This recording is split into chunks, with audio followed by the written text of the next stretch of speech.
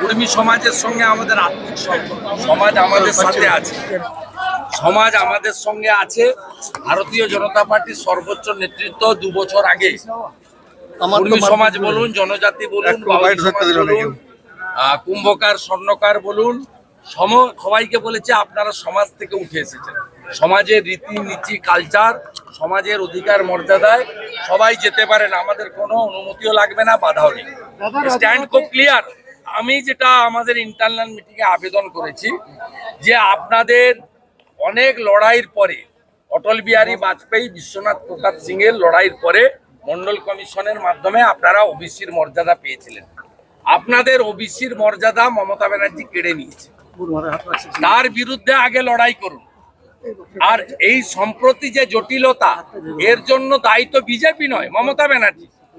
অজিত বাবুকে আমি অনুরোধ করেছি যে পঞ্চায়েত নির্বাচন বলুন, লোকসভায় প্রার্থী দেওয়া বলুন, ভোট কেটে দুর্নীতিগ্রস্ত এবং সন্দেশখালীতে তফসিলি জাতি, উপজাতি মা বোনেদের শারীরিকভাবে নির্যাতনকারী তৃণমূলকে কোনো সুবিধা করবেন না।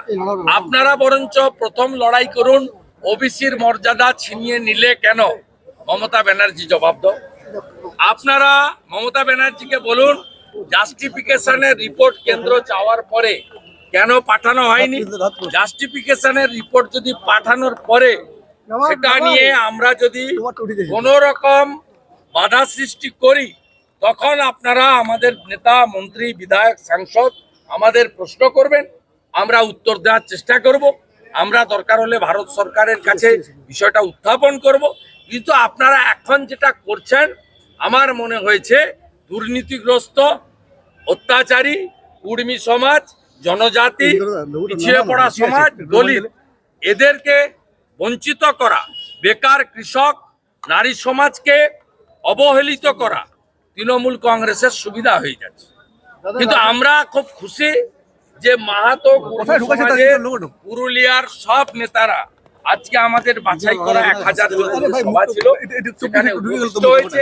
আমাদের ওবিসি মোর্চার সভাপতি বিরিঞ্চি ভাইকে আমরা দায়িত্ব দিয়েছি, একটা প্রকাশ্য কনভেনশন তিনি করবেন। সেখানে আমরা কেন্দ্রীয় সরকার বা আমাদের স্ট্যান্ড পয়েন্ট বলবো এবং কিভাবে কুর্মী সমাজের সাংবিধানিক অধিকারকে মমতা ব্যানার্জি কেড়ে নিয়েছে। একটাও মাহাতো কমিউনিটির লোককে গত 5 বছরে ওবিসি সংরক্ষণে চাকরি দেয়নি। তার উদাহরণ তথ্য আমরা পুরুলিয়ার জনগণ এবং